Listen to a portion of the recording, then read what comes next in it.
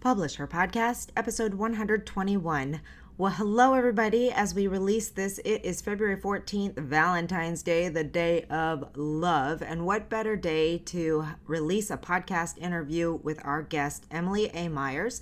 She's been a guest before on our podcast. She's an active member of our community, and she's just released a book on love and healing from divorce and getting back out into the dating world and all of these topics that we talk about all the time as women who are in these types of situations, but especially on Valentine's Day. I was so happy to receive a copy of the book from Emily and got a chance to really dig into it after this podcast interview aired. So I wanted to share a couple of things. This book is poetry, but it's more than poetry. It's also part memoir, part tips, part just getting a view into the eyes of someone who has gone through some extreme losses in love and has made her way back out again. It's really neat because she's got poems and then she's got her own experiences mixed in there, letters to the readers, or not letters, but thoughts to the readers about what she went through and how she healed and things that she did. But the cool thing is that at the end of the book, she has a survival guide for those getting back out into the dating world. One thing you may not know about me is that during COVID, I went through a divorce, and a book like this would have been amazing to me as I got back out into the dating world. And while Emily is not a therapist or dating relationship coach, her tips are right on. And wow, is the world of dating apps, especially as a woman in my 40s, a wild place. But she offers some really great insights, tips, and information. So I thought this was such a cool and unique book in the fact that you might think it's only a book on poems, but there's so much more to it. So if you find yourself in this place in life, or if you know someone who is, I certainly encourage you to check out Emily's book, I Still Have Love to Give by Emily A. Myers.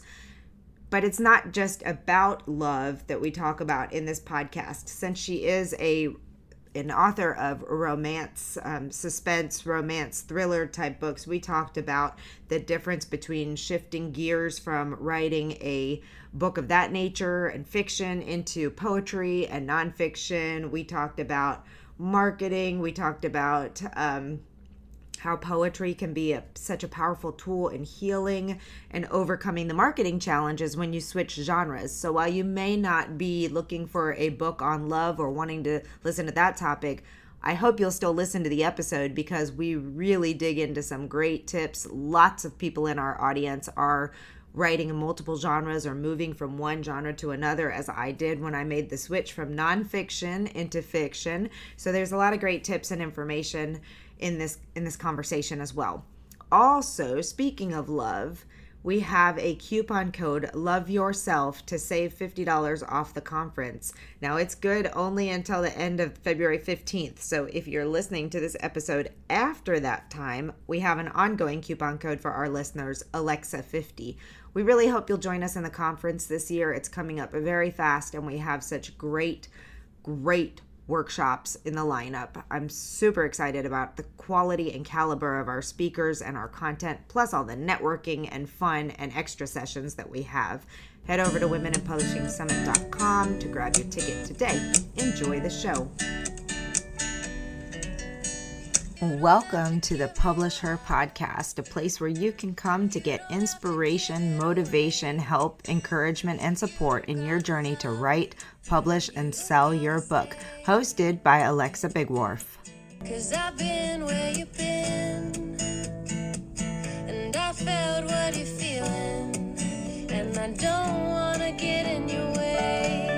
All right, everyone, welcome back to another episode of the Publish Her Podcast. I'm Alexa Bigwarfe, your host, and today I am bringing to you someone who's been more than just a client and colleague, but a friend for, years now. When did your first book publish? I don't even know. Like it feels like we've been friends, colleagues, working together forever, but it's probably about 5 years? 4 I years? think I've been maybe doing the conference for 5 years, but I think The Truth About Unspeakable Things came out in 2021. Oh gosh, was it only Wow, Y- right after Yeah, COVID.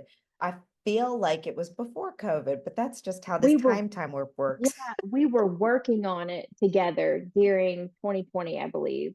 There we go. Okay. Well, my guest today is Emily A. Myers. She is a romantic suspense and moving into mafia romance author, but she's also just recently published a very beautiful book of poetry called I Still Have Love to Give. And it is just a wonderful collection, which we will talk about in a second. So we're going to cover a lot of ground here today, talking about the decision to do that poetry book in the middle of trying to grow her audience on her romantic suspense, moving into a new genre as well with the mafia stuff. So we're just gonna talk author stuff today, if that's all right with you, Emily, because Yeah. such an interesting conversation to be had. I think one of the cool things about a lot of authors is that while there are a lot of authors who are also very like one lane, like they come in and they write this specific genre, but I think more commonly you have people that are like you and I who write because we have a passion about it, and sometimes it's poetry, sometimes it's romantic suspense, sometimes it's mafia because we have learned we want to make money as an author and we go into a genre that makes money. Let's talk about your journey specifically. How did you get started with The Truth About Unspeakable Things? Well, I have always wanted to be an author, and like even in middle school, high school, I always loved the short story contest. I attempted to write my first novel when I was 17. And then I obviously went to college and I was teaching, didn't really have time to write. So when I did finally sit down and was like, I'm going to do this, I just basically let my imagination flow. With the truth about unspeakable things, I really didn't have too much of a plan. Um, and I started writing these characters, and then it turned into something more. And then even though I wrote it as a standalone, people wanted a sequel, so I ended up writing a sequel.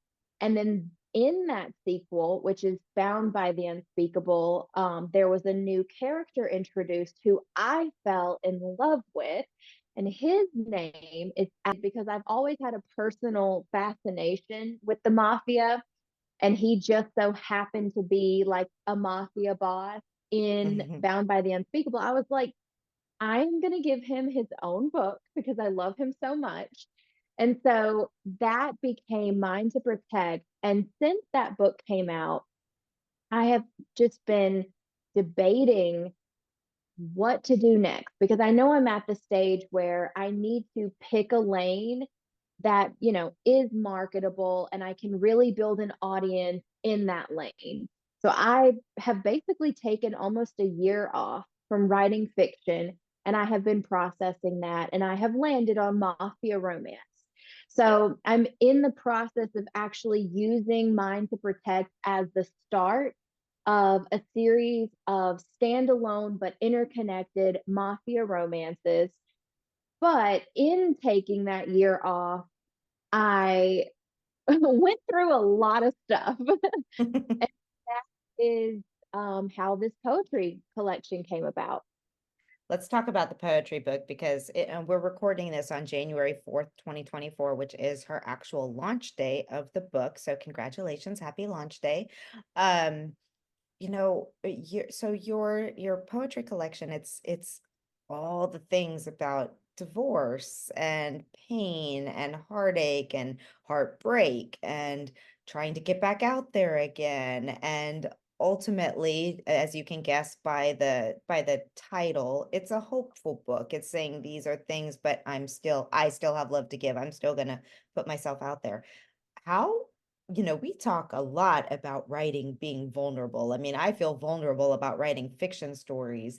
This must be, I mean, is there anything more vulnerable than literally putting out there all your personal feelings and things that happen to you? What made you decide, I'm not just going to write this for myself, I'm going to put it out there for the whole world?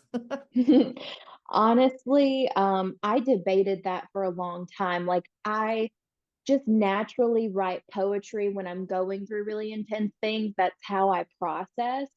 So some of the poems in the book were actually written a couple years ago when I was going through my divorce, and then all of the others were written this year, well, 2023, as I, went through therapy and started dating again or attempting to, even falling in love in a way, and then that not working out. So I was Mm. writing all during that time, and I debated, is this worth putting it out there? And what I decided was, because I actually lost my dad young, I was 23 when he passed away. And so I thought to myself, well, if I were to have a child or a daughter or something and then possibly pass away young, this is valuable information. Like, Mhm. this is something that I can pass on and help her and help other people too who may be going through similar things, whether you're a young woman who's going through a first heartache, or you are, divorced, or you're perhaps even older and you're still processing maybe a divorce, or you want to help your daughter who might be going through something. I think there's so many women who can find something in this that will be helpful to them. And that is the feedback that I'm getting so far from the people who've read it. Yeah, I would offer the same feedback. We went through our divorces at a very similar time frame. I think I was about 6 months ahead of you, maybe. I don't remember now. Like I said, this time warp time is just all kinds of crazy in there. But I know it was in a similar time frame, and we were going through that. And I know reading those poems in the first part where it is about, the initial breakup and the real heartache and everything. And it's so relatable, even though our situations were different, feelings are so similar, and reading that brought me back to those memories and those feelings. And while, nobody wants to sit in those and remember that particular point in their life, it also serves a purpose for seeing how far you've come, and that hope also that in that time frame when you thought that the world was ending, that you do pick up and move on. I also love it, the idea of this as a legacy project, and as something that you can gift to your hopeful potential future um offspring, or to other people who might be in your life. So I think it's beautiful. But I know one of the challenges is now you've got a book that's completely outside of the realm of your other books. Let's talk about the marketing, and let's talk about, Mm. you've got advanced readers for your suspense, romantic suspense, and for your mafia stuff. Now all of a sudden you've got a nonfiction poetry collection.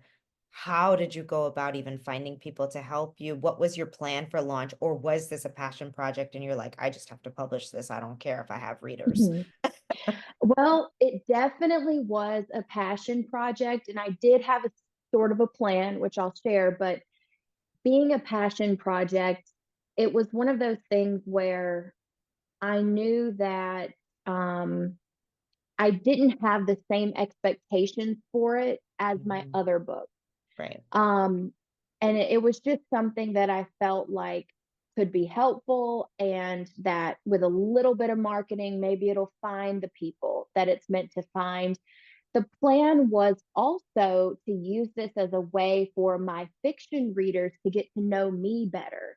Um, and so I did reach out to a lot of my consistent reviewers who have read Yeah. and reviewed all my other books, and most of them agreed Oh, that's to great. read this one. Yeah, there was a couple who didn't, and they were just like, it's not my thing. And I totally Right. understand that. But a lot of them did choose to read it. And of course, I reached out, did the same kind of research process that we would do for trying to find reviewers for fiction. I did that for this book as well, taking into consideration reviewers who read a variety of books. Like, if Hmm. they already had reviewed some other poetry books, that would stand out to me. And also people in the kind of dating advice, dating coach, divorce Yeah. coach, self-help um sphere. And admittedly, it did get a little overwhelming. And I probably didn't do as much of that as I should have, but that was the plan. And I'm going to continue to reach out to those people too over the next couple of weeks. You should send a copy of it to Mark Groves. Are you following him?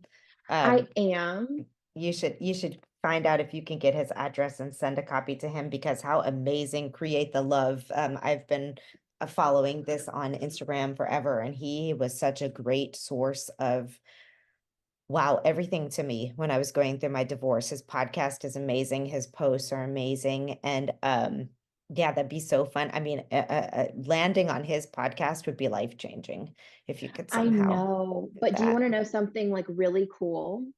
So I was reading Jay Shetty's book. Oh, I love Uh, him too. yeah, Eight Rules of Love, I believe. That's the one I was reading last year. I'm still technically reading it, but when I was reading it, I started doing a TikTok series, like sharing the highlights or the takeaways. And that was really helpful to read that while, because that was part of my therapy, like Yeah. processing everything as I was writing this book. And he actually commented and liked one posted on TikTok.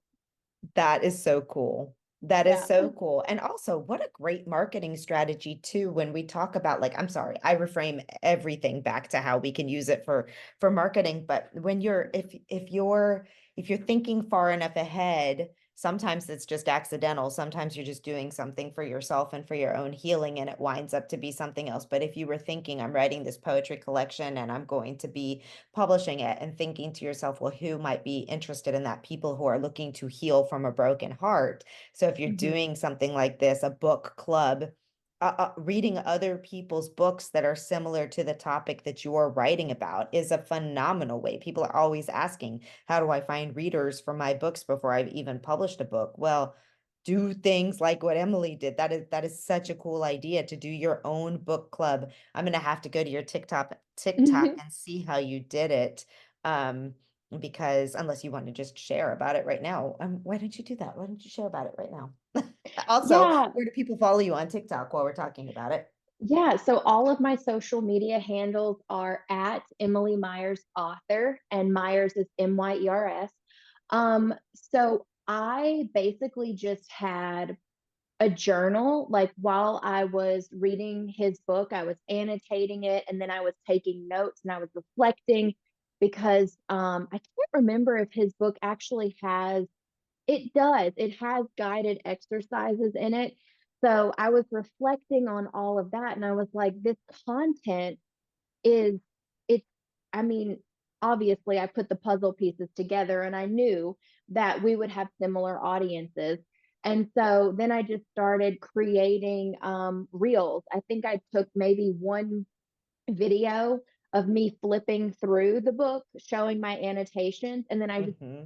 used that one video and put new text over it and like put out all the reels um just with the things that I was learning.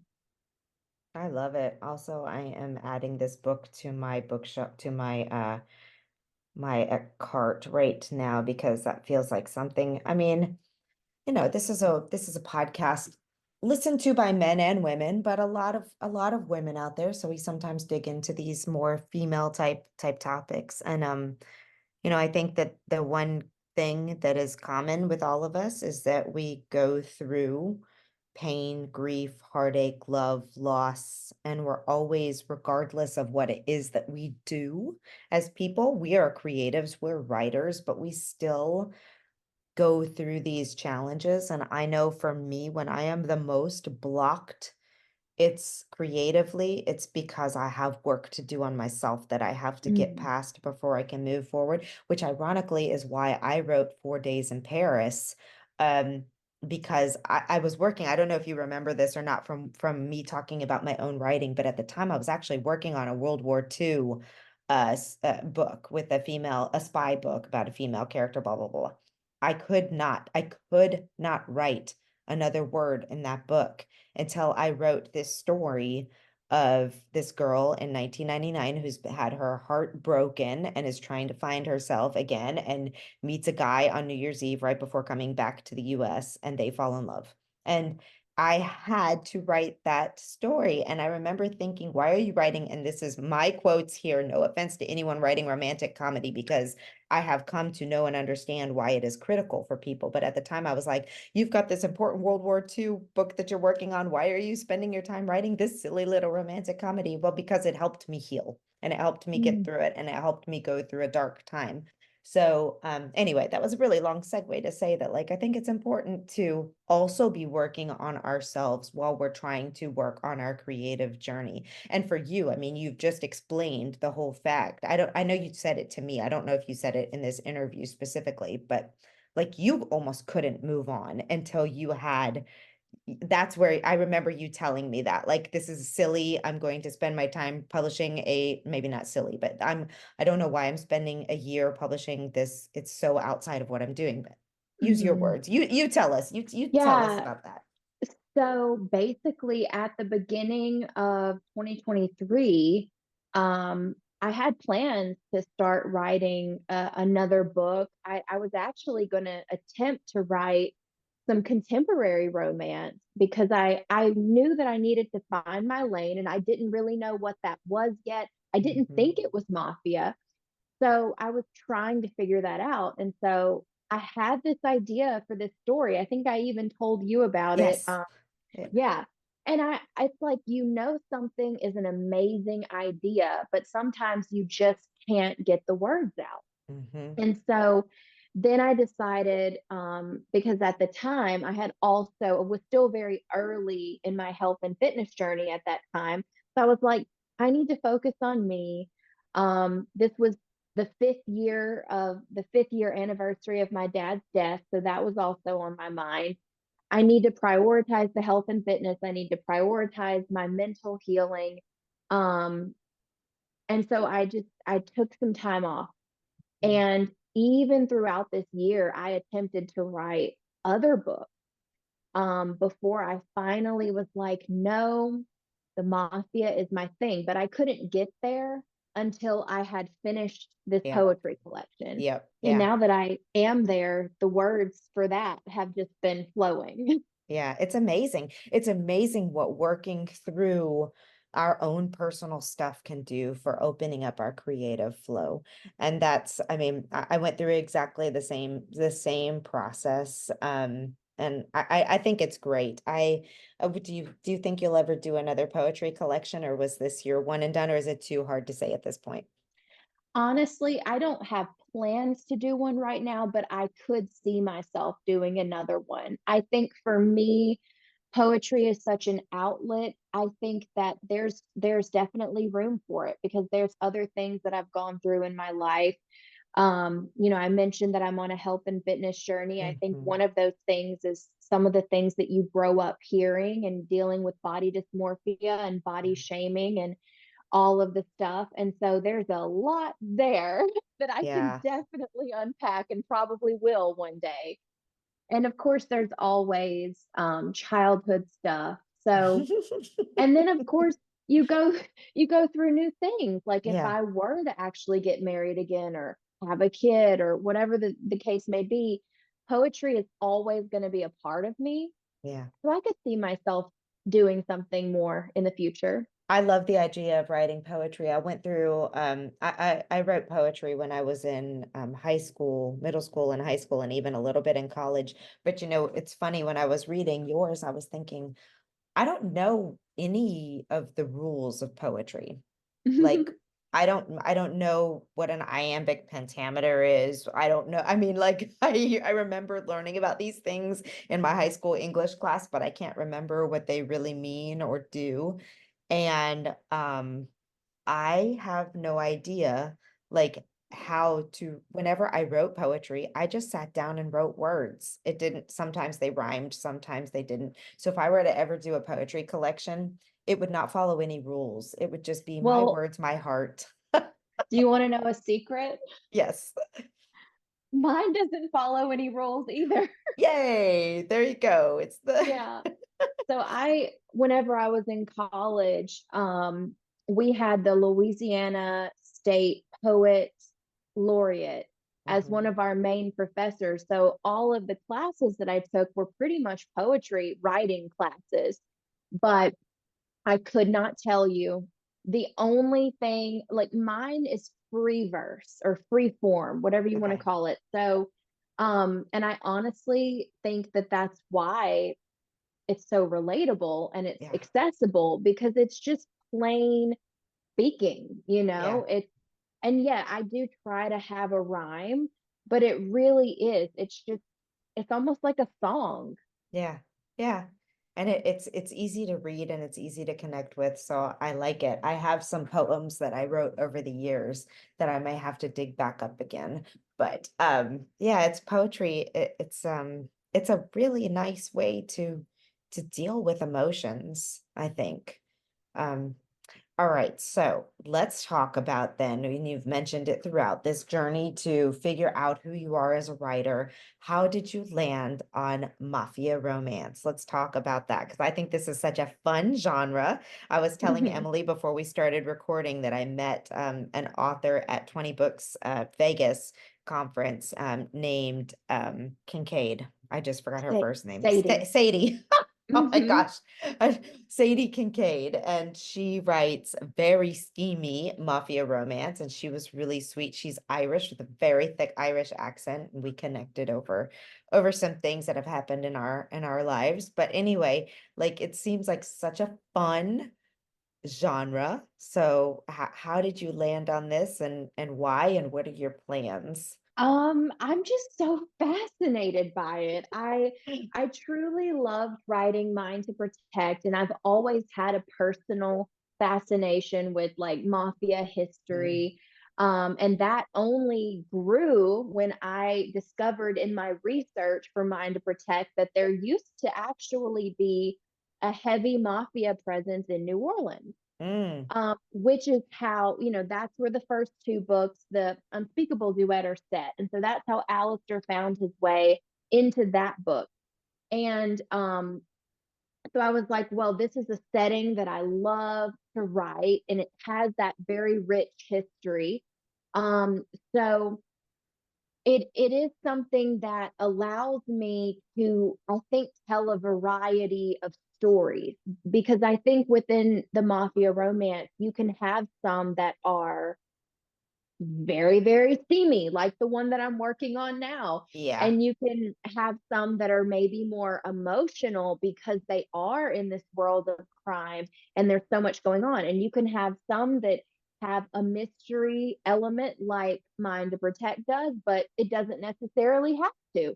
So I think that there's a lot of flexibility within it. And there are so many writers and so many books in this genre that I think readers appreciate a little bit of variety. Um, yeah. so so even as I work on creating my series, I plan on some of the books being, steamier, some being not as steamy, maybe more emotional, maybe more mystery, maybe more action. Like there will be a variety within the stories. And so I love that. I think that's so cool. And also, I think that you what you probably also went through and maybe did it purposefully and maybe didn't was also your knowledge of writing to market and seeing what's selling and making sure that you're choosing. And I know we've done an interview before and we talked a lot about like finding the right place to land and where readers are and what's selling and all of those types of things. And this is Mhm. definitely something that is doing really well right now. And so it's people get a little bit turned off by this idea of writing to market, but really it's the smart way to be an author. If you want to make a living, a full-time living as an author, yes, you have to do the things like write your poetry collection if that's what your heart calls you to do, but you also have to be really educated on what's selling and making sure that you're writing for those genre expectations. So I think this is a good one. I think a lot of women love a bad boy And Mhm. can there be any badder boy than a guy who's literally in the mafia? Um, I am obsessed because it's also my favorite genre to read. hmm Um, but I will say, as far as the writing to market thing, as an author, I used to have the same kind of misinterpretation, thinking like, oh, it's cookie cutter. Oh, it's like it's following this basic outline, like every book's going to be the same, but it's really not. At least in my experience, it doesn't have to be. yeah, Because like I said, there is a variety that you can a variety of differences that you can make within your book, even though they are all considered one genre. yeah, And we talk about romantic suspense and dark romance, mafia romance. The reality of it is that the majority of mafia romances are also considered romantic suspense and dark right, romance. And so right, what's performing well in those genres a lot of the time is mafia. So I think mafia is just really where the more suspenseful, darker side of romance is right now. right. Um, yeah. Yeah. What's fun? So you are writing, you've got The Truth About Unspeakable Things, and then your second book was the second book in that series, and then you did the mafia romance, Mind to Mhm. Protect, and then you have the poetry collection. So you are working on your, that's what, four books? So you're working on your fifth book Mhm. now? I am, and it's crazy because when I started this, I think I may have been 25 when I wrote my first book. I was 25 when I wrote it, 26 when it actually came out. And I made a goal to have 5 books published by 30. Hmm. And I will definitely be meeting that goal, which is Yay. amazing. Um, and Mine to Tease is what I'm working on now. Mind to Tease. So Yes. So that I'm sounds keeping steamy. it is. And it's like that was the other thing I was going to mention about writing to market is it actually just makes it easier on you as the Hmm. writer because how hard is it to once you finish a book try to figure out how to convey what the story's about if you haven't thought about well what are the tropes? What Hmm. genre does this fit in? So with Mind to Tease and well, the whole series, I'm sticking with this branding. All of the titles will be mine to whatever. Hmm. And then whatever the verb is, it kind of gives you an idea of what the theme level or the vibe of the story will be. Uh-huh. That's fun. That's really cool. I like that. Now, do you worry about the fact that if you're operating in different steam levels in a series that you might get some backlash from, let's say, people who don't like as much steam or people who want more? Not really. Of course, that may happen, but I'm not really worried about it. I think Michelle Hurd is an amazing mafia romance writer, and she publishes so many books that I cannot keep up. There's so many of her books that I want to read, but I have read her whole Saint series.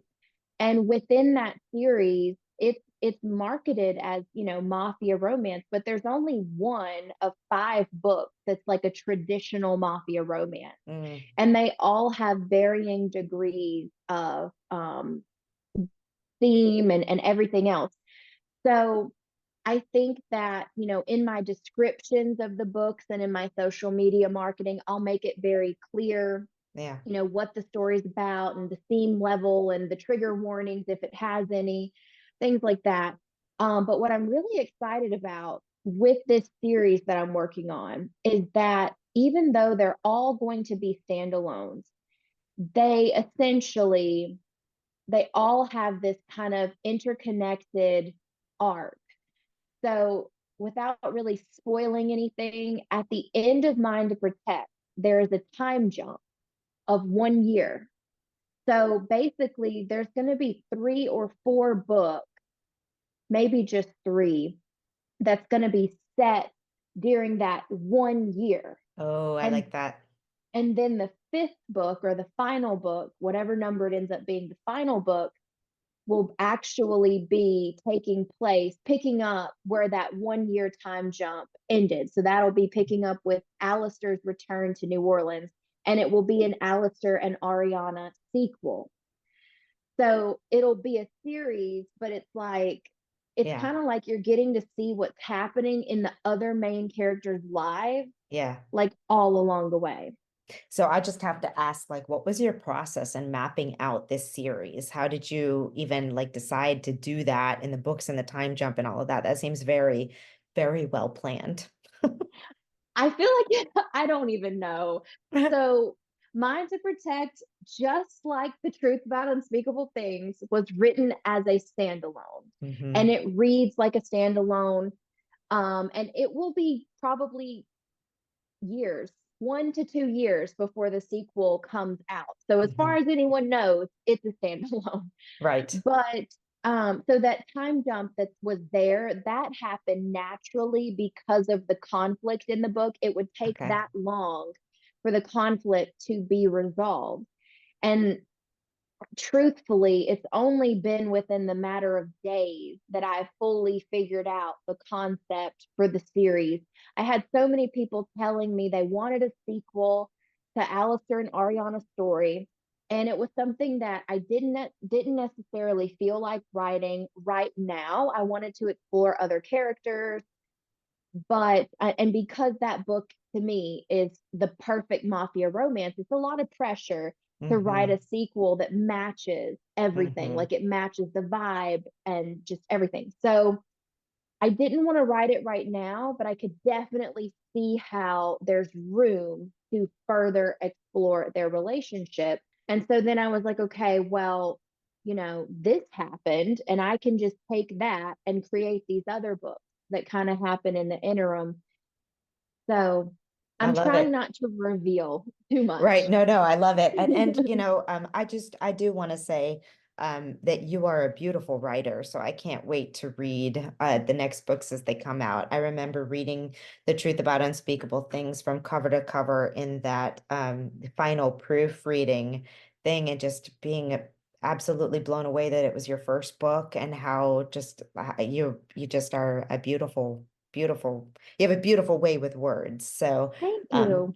yeah, you have a natural talent, which is wonderful. So I look forward to all of these books and watching you move forward and grow with all of them. And this has been a fun. I love having these conversations with you. It's you've got a lot of cool things going on, and this has inspired me actually. I want to get off of this call and go write.